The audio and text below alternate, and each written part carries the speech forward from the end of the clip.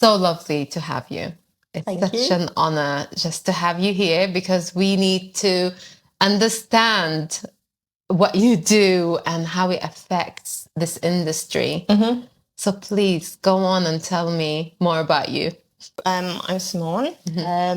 I currently work in medical aesthetics, and I help predominantly women, but men as well, feel their best about themselves. That's amazing.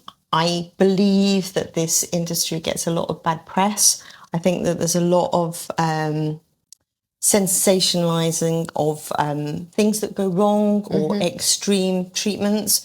But I think on the whole, the industry is a very positive industry. It helps people feel better about themselves. And the approach I take is very much kind of like natural rejuvenation and not generating something that looks fake or artificial. So just tempering it down a bit, taking baby steps and making people feel the best they can about themselves without being overdone. Yeah. That's amazing. So what do you think people are really looking for when they come for aesthetic treatments? An interesting question, and there's no one answer to that because people come for very different reasons. I get it is predominantly females. I would probably say about 35% of my client base is male. But in terms of the female clientele, it depends on their age, and it depends on their social situation, if I'm really honest. A lot of younger girls tend to come for things like lip augmentation, but I have to rein them in a little bit and try and keep it natural, not too extreme. And I think that is very much about following trends and wanting to fit in and be like other girls. So I take it really seriously in terms of kind of really understanding where they're coming from, making sure that we're not doing too much that's too unnatural. And I do often turn people away and say, no, there's a limit. Everything that I like to do for them has to look natural and not fake. Fake. Do you Yeah. think the younger generation are coming more at the moment? Do you think there's a rise in younger girls, would you say? I think there's an increase in aesthetic treatments, full stop. It's a lot more accessible and it's a lot more normalized. Would you say was. affordable? Yes, possibly affordable. I mean, that's a whole other conversation because price points vary massively from different practitioners. But by cheap, by twice is what I would say. You're paying for someone's experience, their clinical background, their aesthetic skills to make sure that they're actually going to administer augmentations that are going to enhance rather than taking it to the extreme or not necessarily making someone look a slightly better version of themselves. It's really, I've got to be really careful with the way I phrase it because I don't want to imply that anybody is not beautiful without having any treatments. But people go and have their hair done, they'll go and buy designer clothes, handbags, hair. And fortunately, unfortunately, depending on how you look at it, when it's done safely, these tweakments, as they're quite often called, are actually just another bolt on, I guess, to making yourself feel better. Exactly. Have you seen people trying to fix something externally that is actually internal? Again, that's a really good question. And I think it's part of being a responsible practitioner, actually, being able to pick up on those situations and navigate around them to come up with a solution that actually is emotionally safe, but also is, if they are insistent and they want to proceed with something, is actually going to subtly enhance rather than do anything too radical. So there are lots of modules when you train around assessing somebody's emotional state and making sure actually that they are coming to you for the right reasons. It's one of the main reasons I do consultations because I believe that everybody should make an informed decision about what they're doing. It is their face.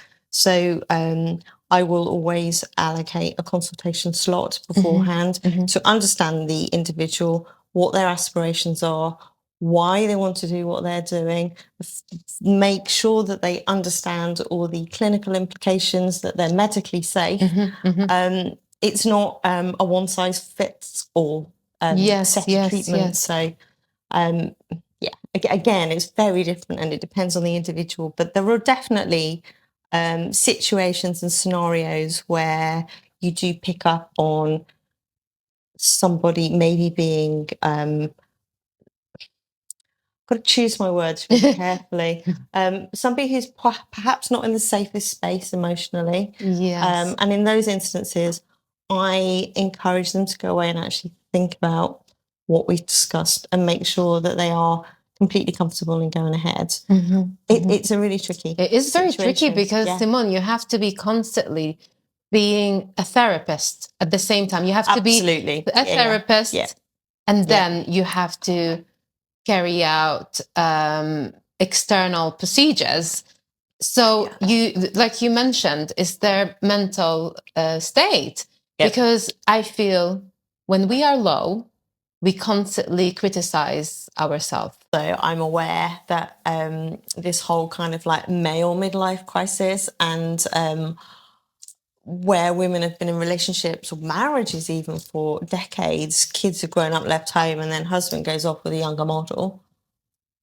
And then women are struggling to get a new partner because, I don't want to say it, she feels old or she's seen old. Yeah. So it's easy for a man. A lot easier. A lot easier for a man to start all over. But women, they are looked at their age, at the, you must see that also. I see it. And I also see where older men reading in for a younger model. I know it sounds awful, but it does happen. It does happen. But those younger models are probably looking for a guy who can look after them, actually. So would be going for somebody who's maybe 10 years older, who is stable, has a good income. And I know it's awful to actually say it out loud, but I've seen it.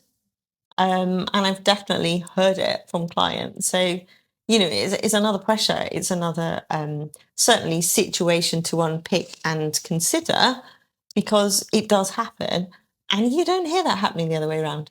No. You just don't. And if it does happen, it will be talked about in a very negative light. Would you be some dreadful cougar? Yeah. I mean, your friends might be saying fair play. But only in front of you, behind your back, you don't know what she'll be saying because it's conditioning. My father is 15 years older than my mother. Yeah. The society, they always want a younger woman. Yeah. 10 years younger. It's the idea that the value is higher. It's like a stock. It's basically... Yeah. Cattle? Yes, exactly. We are not seen. It's almost like a commodity. I mean, I would genuinely hope that that is not the case in the majority of situations. I would, because that's a really sad reflection on society, full stop, irrespective of kind of like background, culture or whatever. You would hope that that wasn't the case. And that people are typically together because they have things in common, they share the same values, they've had children together. Exactly. But yeah, it's not always the way. And I mean, how do you know? How do you know when you're one of these women who's been married for, I don't know, like 30 years? Yes. Kids have left home and then the marriage fails. And then the husband or the partner decides, she's too old now, or I've had some attention. Had attention younger.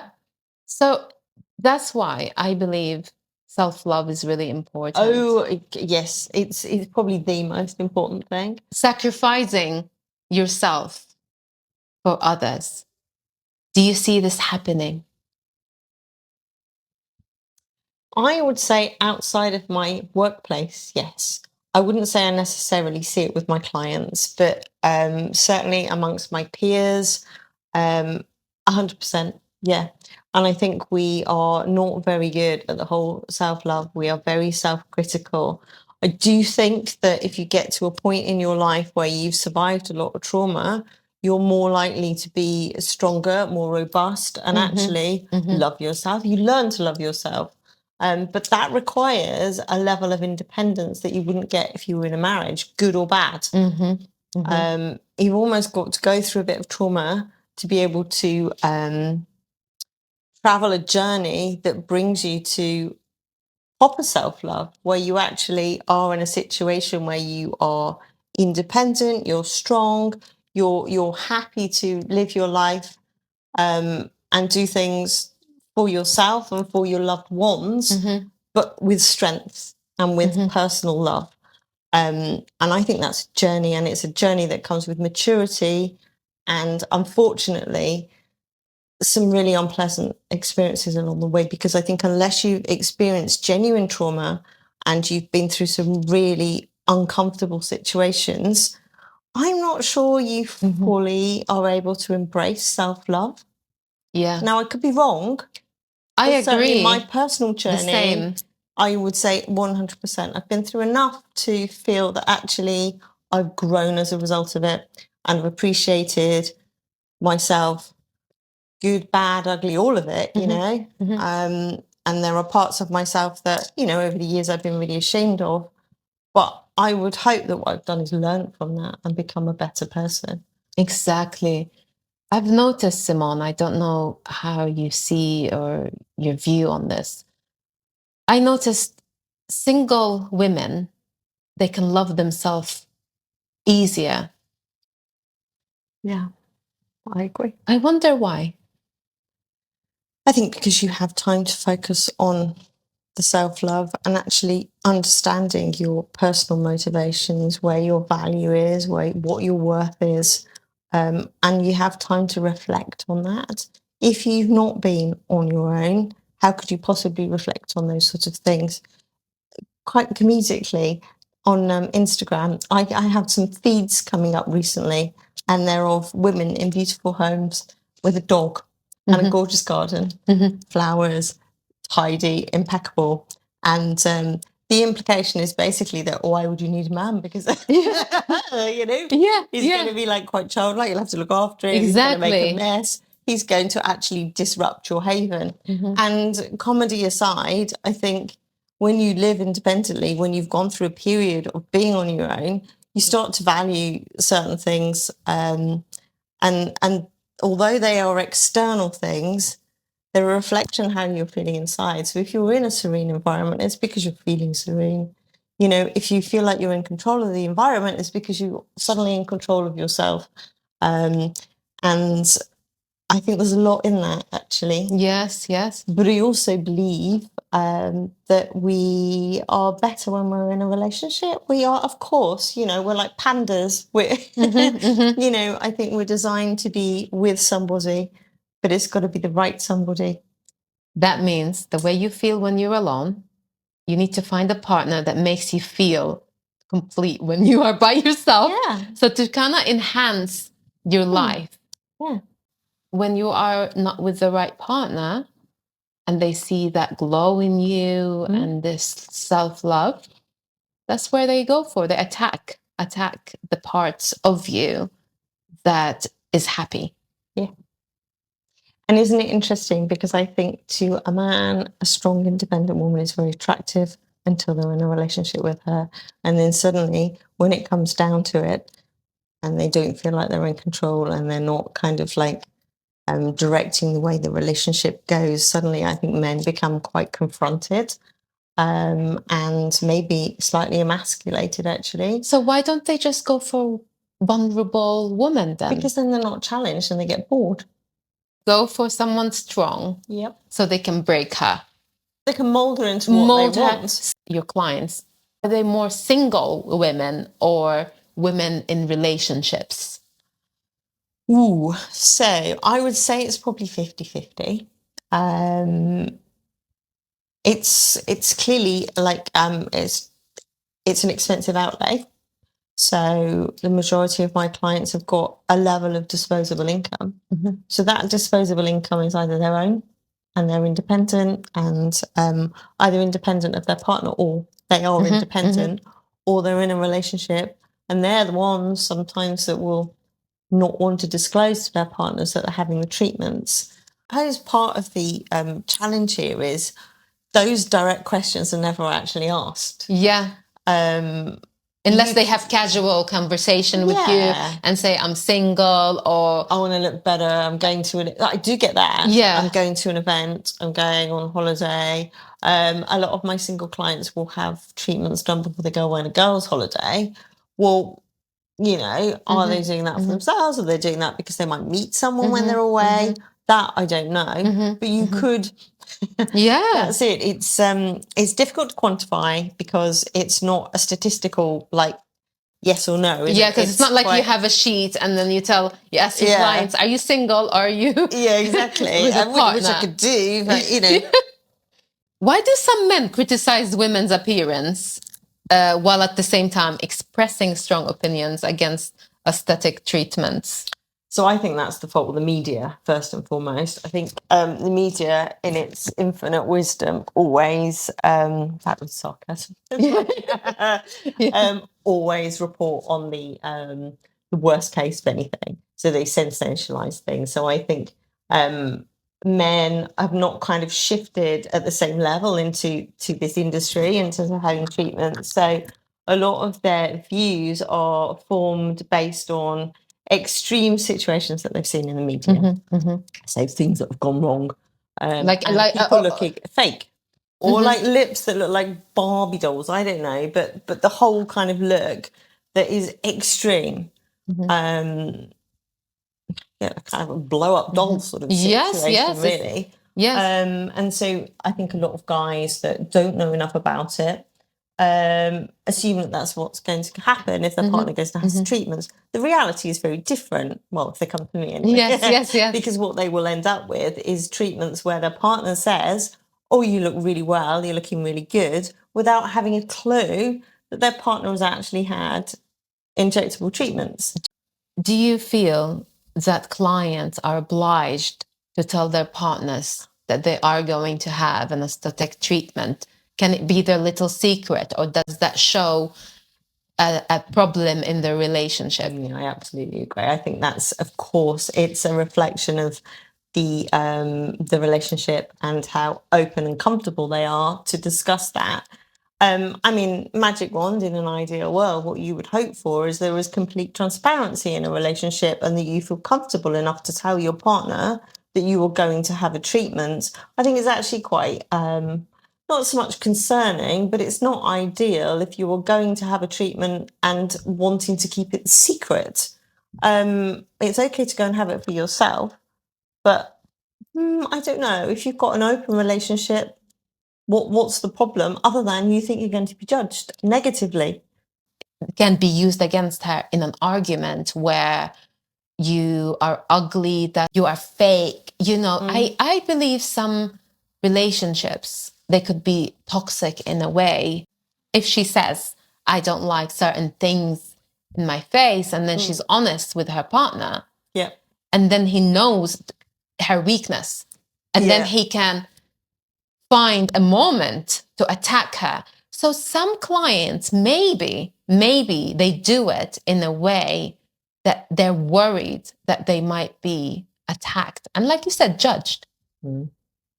Yes, so they keep it quiet. There's got to be an element of that, or something, that there is definitely something that is, for whatever reason, stopping somebody being completely honest and transparent. And of course, yes, there's an element of vulnerability there, isn't there?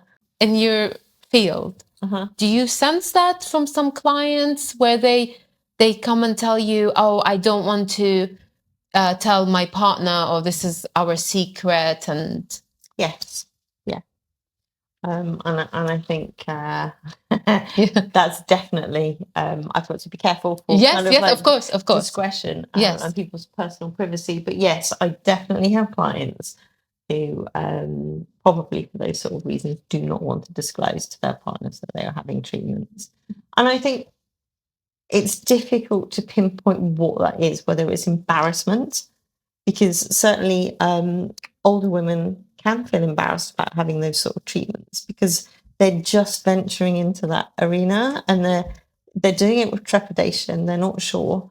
But yes, there will be some clients for sure who are uncomfortable telling their partner because they'll feel judged.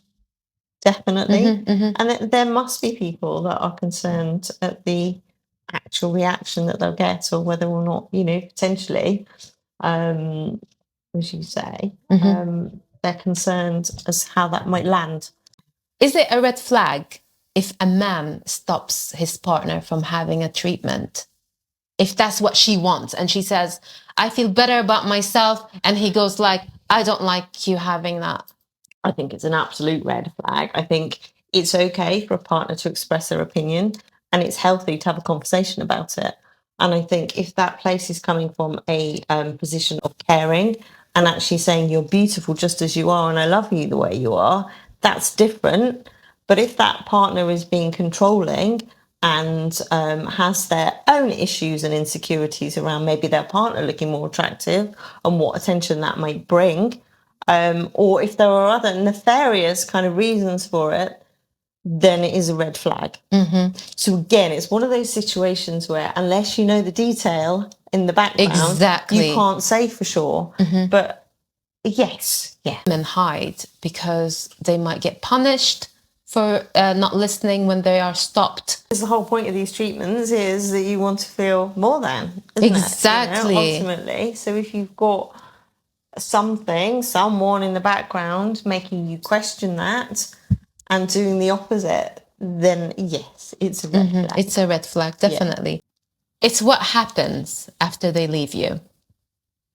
You do your best and they're happy, but then it's the inner work behind closed doors. So do you feel it's temporary? And when does enhancement feel empowering? And when does it feel like something else? So I think it's empowering to women who are already quite strong and clear and have a vision of what they're after and are comfortable in their own skin. And I think that's fine. Put that to bed. That works. I think those challenges come where somebody is trying to achieve something, touching on what we said earlier, that's more psychological. And what, although there are proportions that are considered beautiful, and we follow all of these rules around facial proportions, what is beautiful is something that you need to kind of feel comfortable with. And different people will be comfortable at a different point. Some people would never, ever have an aesthetic treatment. They're absolutely comfortable in their own skin, and that's fine. I do get slightly irritated when people get quite judgmental about people having treatments, because we all are entitled to make our own choices and decisions. And just like a partner shouldn't be telling you what to do or making you feel guilty, neither should a peer or a colleague. Exactly. You should be empowered enough and comfortable and confident enough to go ahead and do these things, as long as you're doing your research, making sure that you're with somebody that's clinically qualified, they know what they're doing, and it's a safe environment. Nobody should make you feel guilty or uncomfortable for pursuing an aesthetic treatment. But I think a lot of people do have quite strong views on it. And probably it's partly personal insecurities, partly conditioning. I think there's a level of almost like snobbery around it for some people. Also, Simone, where can people find you? Where can people find me? I'm online.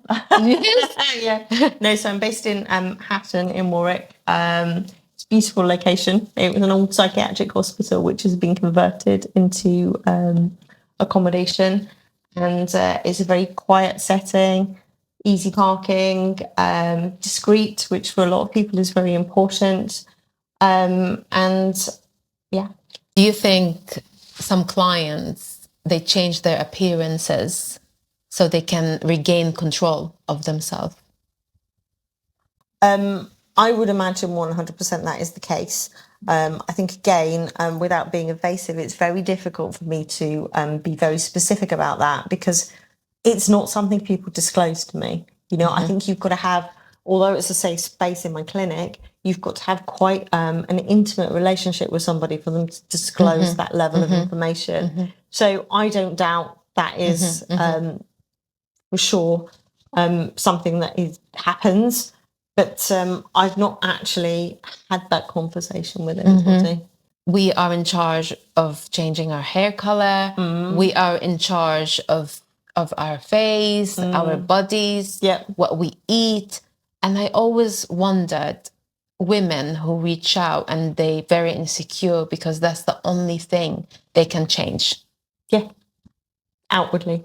Yeah. Yes. Yeah. Whereas actually probably the reality is that no matter what you do outwardly, again, we've kind of touched on this, but that work on feeling comfortable in your own skin, loving yourself is really where the work needs to start. And then everything else follows. And then if you are having aesthetic treatments, you're doing it for you. Yeah. You're not doing it for other people. And people might question that. And that's fine. Everyone's entitled to their views. But I get a little frustrated when people are preachy about people having aesthetic treatments, because quite often those people are doing all sorts of other things that someone else might judge them on. I really wonder, what is the most challenging request you have received from a client? That's a really easy question to answer, actually, because it happens quite a lot. And again, it's one of those comedic. I have a lot of clients coming to me who say, I don't want this. That's a facelift. Okay. They just want everything, a nip and tuck. Oh, wow. There are limitations to injectables. And I think on a practical level, that is quite a common request. People will come in and they will literally scoop their entire face up, pull it back as if they've got like a tight ponytail and say, I want this look. Now, you are able to do an element of that, but you can't give somebody a facelift. And I think, you have to look at these at a case-by-case basis, because it's to do with skin elasticity, it's to do with your actual bone structure, your age, where your fat pads are sitting, etc., etc., etc. But I think, some people, I think their expectations are probably not super realistic. And it's quite often to achieve anything near that, you have to do it in a very gentle, staggered way to get a natural look. I will not have a pillow face where you're just full of filler. And in that instance, really, people would be steered towards going for surgery. Do you get photos and clients say, I want to look like this? Not that, actually. So I've not had many people show me photographs of, I don't know, like Scarlett Johansson, for example. Say I want to look like her. I do have people coming in with photographs of people's lips and saying, I would like this. And it's an interesting one, because anatomically, although we're all the same, we're different. Our proportions are different. Our lip pillows are different. So there is a limit. Like I always say, no pair of lips are ever the same, because first, starting point is never the same. Your personal aspirations are going to be different. And there are so many variables that you can't just come in and go, I want that. It's not the way it works. Yes. And there are limits to how much you can change somebody. Yeah. And what patterns do you notice in people who struggle with their self-image?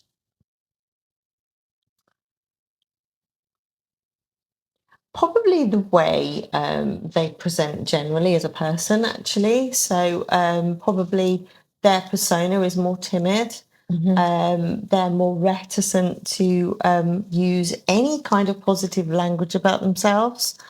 They're probably more apprehensive, requiring more reassurance. And in some instances, maybe come for a few consultations before they actually go ahead with treatment, or perfectly legitimately decide not to go ahead. But I think there are definite cues along those lines that yes, there's the pattern. Aesthetic treatments are often judged from the outside. You wish people understood about the emotional side of your work?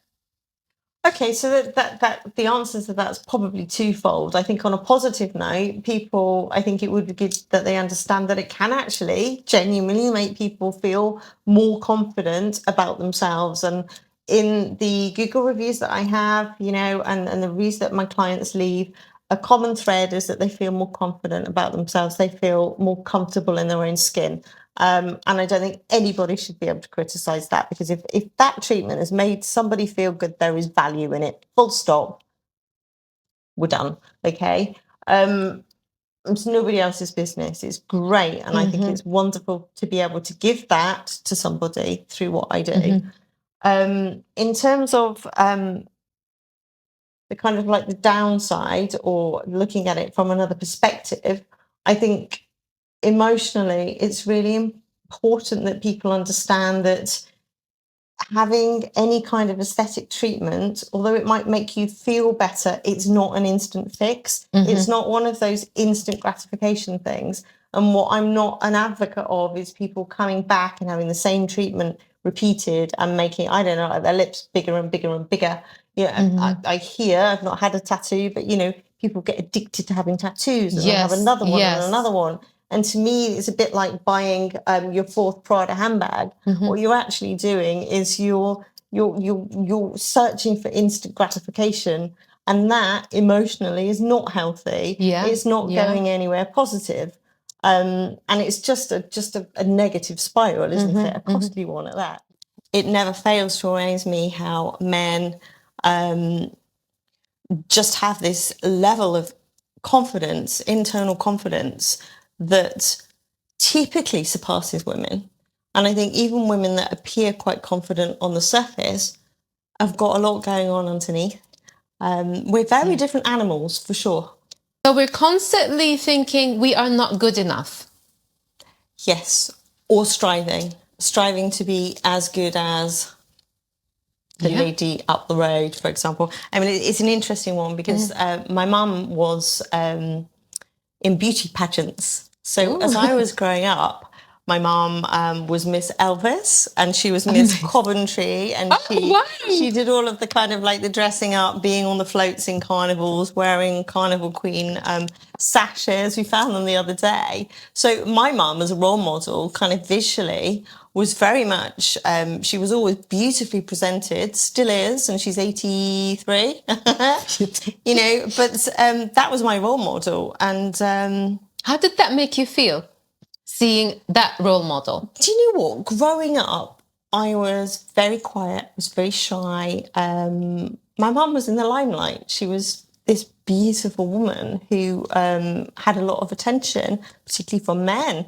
Her and my dad were very tight and truly in love. You know, I've always aspired to their marriage, their relationship. Sadly, not achieved that. But, you know, I learned a lot from their relationship. But Mum, it was a lot about the way she looked. And when I was in my teenage years, I was painfully shy. And I can remember being in nightclubs with friends, for example, and they're all putting makeup on and feeling too embarrassed to kind of put makeup on in front of friends. And I don't know when the shift change came, but as I got older, that just isn't a thing anymore. But perhaps it impacted on my confidence. Perhaps I didn't feel visually good enough. I went to university, arts university, and I had my hair all shaved off and it was all like spiky. I was quite kind of like punky and funky at that age. There might be something there to unpick. I don't know. Rebelling. Yeah, because I probably never felt as beautiful as my mum. Exactly. And also growing up among that, the attention is always on her and not you. That's her job. That's her work. That's basically... She's a stay-at-home mum as well. It's very traditional marriage. Traditional. And then I'm sure there's other struggles. But growing up as a child feeling, hold on a second, I'm not heard, so I'll rather be quiet. But it's amazing how we always go against what we know. A call for help, basically. Quite possibly. It's something I've never really genuinely stopped and thought about in that level to that degree. But yeah, I would imagine there was an element of that rebelling and maybe kind of going down a different route. Yeah, art school as well. Art so school. It was kind of get attention. That's a different type of attention. Yeah. It's really interesting because I feel all our insecurities stems from childhood. Some. Absolutely. No, I believe that. Yeah, a lot of them. A lot of it. That's why also Simone, I was mentioning earlier in my book, Hope Re-Embroidered, Hope begins to question her appearance as the reason her relationship is failing. In your work, do you see people turning to aesthetic treatments from that kind of place? I definitely see kind of women kind of like 40 plus in a situation where they are reevaluating the way they look. I wouldn't say a lot of women talk particularly about men and feeling the need to impress or look a certain way for their partners. But there may well be that in the background. And I guess this is the other thing. People don't necessarily talk about that. You know, if you're with somebody, although I build relationships with my clients, there is going to be a point at which that's not something that you'd want to disclose. That's quite, it's quite out there, isn't it? To have that level of trust in someone that you can actually say, actually, I'm doing this because my husband, I feel like my husband wants me to look a certain way. Age seems to be haunting most of women. Oh, absolutely. Yes. And I think kind of like menopause upwards, a lot of my clients, the lion's share of my clients come to me. I would say like there's a focal point on that age group. And then, you know, there are clients either side, but that is typically the age group that I get. Do you notice that men age and they start feeling more confident about themselves? Men are confident about themselves, full stop. I'm not sure that ever actually changes. I think men on the whole have a lot more confidence, natural confidence. I don't know where it comes from, the upbringing, the backgrounds, but you know, women are so super critical of themselves. Men aren't. They're just not. I've met very few men where I feel like actually they don't actually start to question the way they look. The only time where that is an issue would be hair loss. Yes, which is a very visual thing for a man, I guess. But even that, you know, if you look in the media, bold means you're virile. You know, there's always like a positive slant. Whereas, you know, if a woman, exactly, they say a wig, woman with alopecia, a wig, yes, there's far more negative connotations to that than there are with men. It's media, I think. It stems from generation. Really, the main issue, whoever created these ads definitely is not a woman. No, it's not. It's not a woman. No. I don't believe there's ever going to be a point where everyone's going to stop thinking is to say, I'm enough. Aesthetic treatments are often judged from the outside. You have mentioned that. Yeah. What do you wish people understood about the emotional side of your work?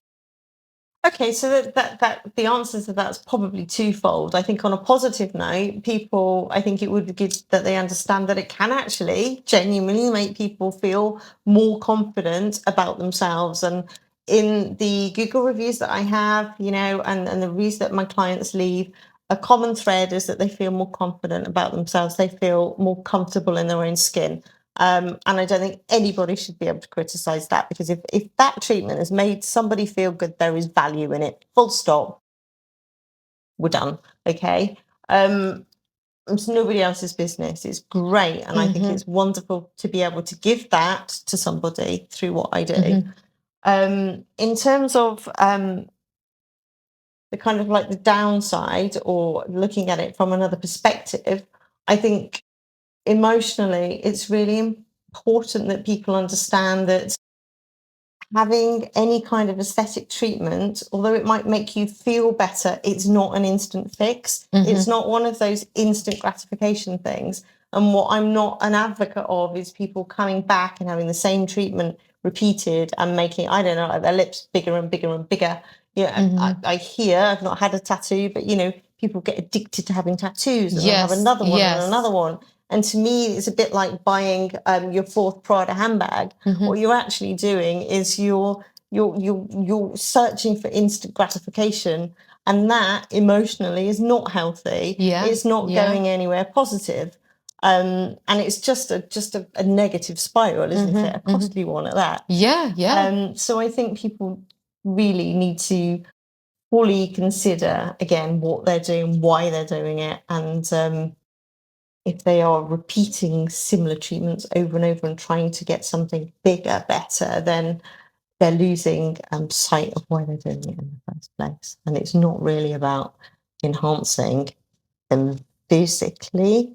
And I know this is really awkward, but I would say that Katie Price is the perfect example of that. You know? And it is really sad. I saw something online about her today. So she just had her eyebrows tattooed, and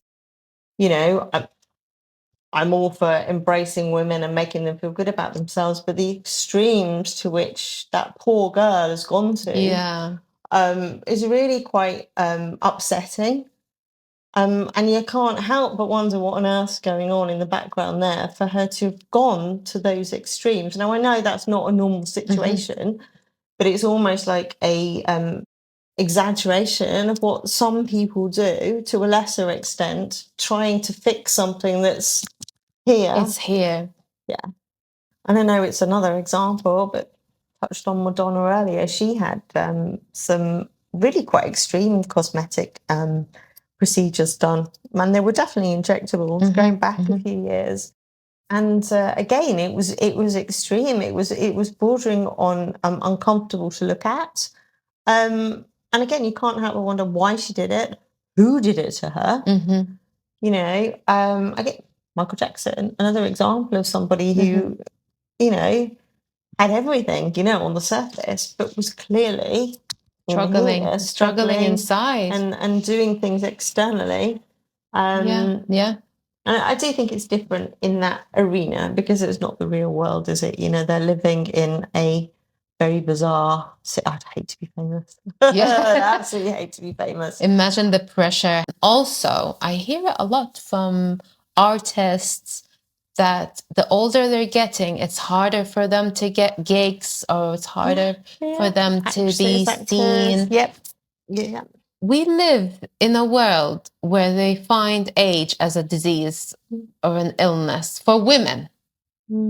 I mean, even, a perfect example is Madonna, like she would have paid thousands of pounds for those treatments, but that practitioner should be cautioned. There is a way to do what she wants, just to look youthful but natural, I believe. Yeah. Absolutely. Very subtle, very natural. Yeah. But do you think it's becoming a trend looking like that? Like you mentioned, some clients come and they say, we want the whole complete facelift. Yeah. Do you think upon as sexy? Yes. And I think, I'm trying to think what her name is, the older Kardashian lady. She had that. Kim. She had that deep plane facelift.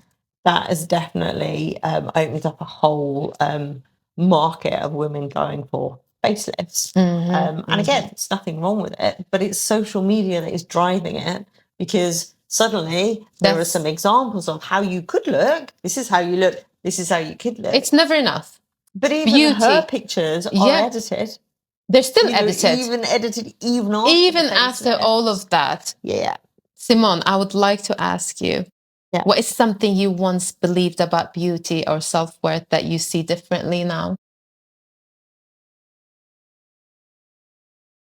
And again, it's another easy one to answer, and it might surprise you in light of what I do, but I definitely believe that inner beauty is the most beautiful thing, and the most attractive women and men, actually, but mostly women, are women that are full of joy and embrace one another and are positive and smile and have got a warmth about them. And I don't think, and there can be some absolutely stunning women who are cold and actually quite ugly as a result. As a result, yes. Yeah. So I think warmth, positivity, and kind of like genuine compassion for other women and friendships, that's beautiful. And I don't think I fully appreciated that. Well, I certainly didn't. And I think in maturity and through life experience, I've learned that, yeah, an attractive woman is more than just, it's not just skin deep, for sure. For someone watching this who does not feel comfortable in their own skin, where should that journey begin? It should begin with learning to love themselves. And I know it is such an easy thing for me to say, but I would be looking at other elements of their life before starting to change the way they look in their face. If they want to do that and they're comfortable with that, that's fine. But I think it's really important to feel happy within, happy with yourself and content. And it's not easy, you know, and it is, it's said with genuine care, but I also appreciate that it might come across as quite a glib statement because it's complex and people have got all sorts of challenges and issues going on in their life. But I think taking time to read self-help books and things like that, you know, they're really good. I read a lot of those sort of things. My daughter will roll her eyes because I've always got books like that on holiday. But they add value and they're worthwhile reading. And they're written by people that care as well, you know. And I think there's a lot of people in this world, and it's something I have learned, that don't have your back, that are out for a quick buck, or will move on quite quickly if something sparklier and more interesting comes along. And being able to identify that and surround yourself, it's something I always said to my kids, surround yourself with radiators, not consumers, and mix with people that elevate you and make you feel good about yourself, not people that drag you down and sap the energy out of you. You know, friendship, I think, is one of the most valuable things in the world. And finding good friends, like, hang on to them because they're worth their weight in gold. That's so beautiful, Simone. Oh, thank you so much. I am so grateful to have you join me and be part of this conversation. You're welcome. It's been a pleasure, and it's always really lovely to talk to you.